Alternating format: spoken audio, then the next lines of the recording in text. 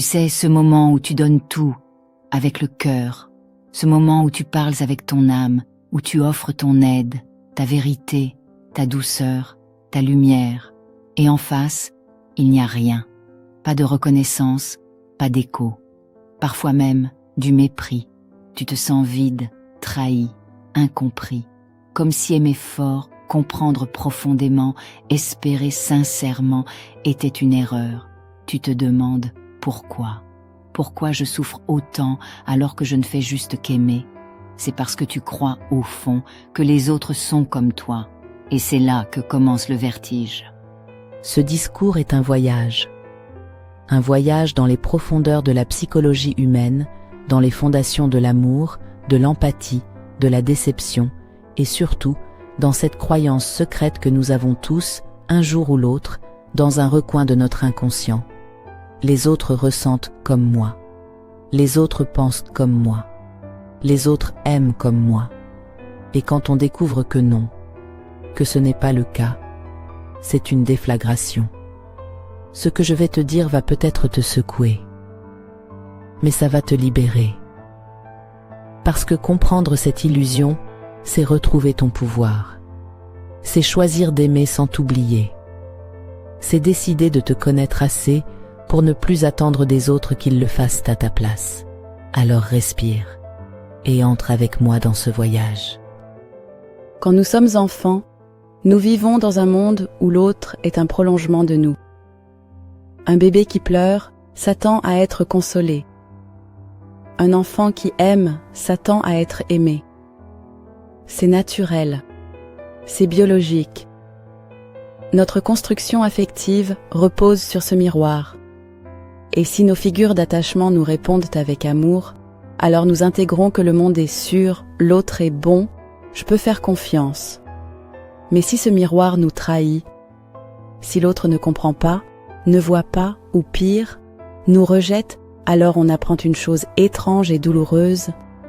Je dois me suradapter pour être aimé. Et ainsi naît le malentendu. Si je fais l'effort d'aimer juste, l'autre fera pareil.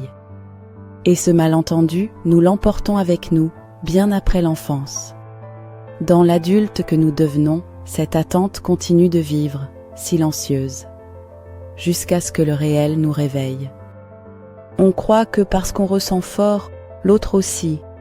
On pense que parce qu'on ne ferait jamais de mal gratuitement, l'autre non plus. Qu'aimer pour tous, c'est se préoccuper, écouter, respecter.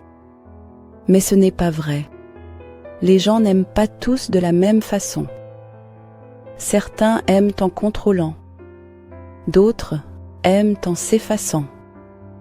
Certains confondent amour et possession. D'autres n'ont jamais appris à aimer du tout. Et ce qui nous brise, ce n'est pas tant que l'autre soit différent. C'est de croire qu'il est pareil et de découvrir brutalement que non. Et dans cette découverte brutale, il y a une blessure encore plus subtile, plus profonde, celle que l'on s'inflige sans le savoir, celle de la projection. Nous projetons en permanence. Ce n'est pas une faute, c'est humain. On voit le monde à travers nos propres filtres. Si tu es honnête, tu penses que l'autre l'est. Si tu es loyal, tu crois que l'autre le sera aussi. Si tu es sensible, tu prêtes à l'autre une profondeur qu'il n'a peut-être pas. La projection, c'est une illusion de sécurité. On veut croire que le monde nous ressemble parce que c'est rassurant. Mais cette illusion, à long terme, devient une prison. Parce que le jour où tu comprends que ce n'est pas vrai, c'est le monde entier qui semble trahir ta confiance. Et c'est là qu'un phénomène sournois s'installe. On commence à douter de tout, à douter de soi, à se replier, jusqu'à ne plus savoir ce qui est vrai et ce qui est le fruit de notre imaginaire. Quand tu as été trop souvent blessé par tes attentes, quand tes projections sont constamment déçues, tu n'as plus confiance, ni en l'autre, ni en toi. Tu te replies, tu te protèges, tu deviens silencieux, tu n'oses plus aimer fort, tu n'oses plus espérer, tu fais semblant d'être détaché alors qu'au fond, tu crèves de solitude. Et un jour, tu ne sais plus. Tu ne sais plus si c'est toi qui en demandes trop ou si c'est l'autre qui donne trop peu. Tu ne sais plus ce que tu ressens vraiment, tellement tu t'es adapté, tellement tu as nié ce qui brûlait à l'intérieur. C'est un brouillard émotionnel, une confusion épuisante, et parfois un vertige existentiel profond. Mais ce vertige peut devenir un point de bascule, car c'est souvent au cœur de ce brouillard qu'on commence enfin le vrai deuil, celui de l'autre tel qu'on l'avait idéalisé. Aimer, c'est aussi faire le deuil de celui ou celle qu'on croyait que l'autre était. Ce n'est pas un échec, c'est une lucidité. Tu n'es pas brisé parce que l'autre est mauvais.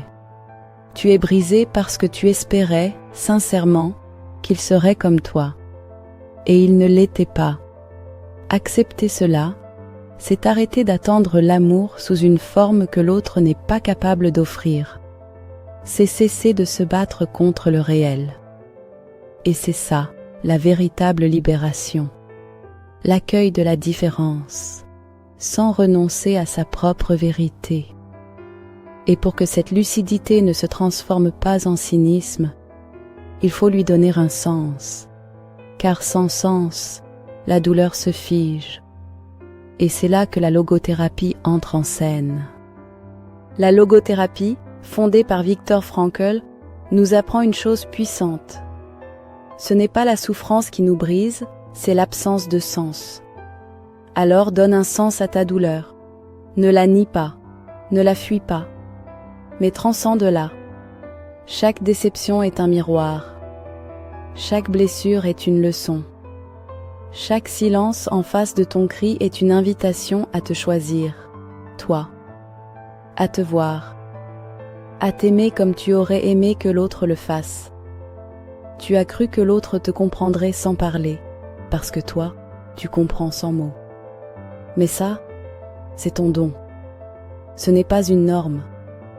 Et ton pouvoir, c'est de continuer à aimer, sans t'oublier. Et une fois que tu donnes un sens à tout cela, il reste encore un choix à poser, le plus courageux de tous, celui d'aimer lucidement. Aimer n'est pas se perdre dans l'autre. Ce n'est pas projeter sur lui nos désirs, nos espoirs, nos blessures. Aimer, c'est voir l'autre tel qu'il est et choisir ce que tu veux faire de cette vérité. Parfois, tu resteras. Parfois, tu partiras. Mais dans tous les cas, tu choisiras en conscience. Tu ne mendieras plus d'écho. Tu ne mendieras plus de reconnaissance. Parce que tu sauras que ce que tu ressens est réel, même si personne ne le valide. Et c'est ça, la puissance de l'être qui s'est relevé. Aimer en connaissant le risque. Et aimer quand même.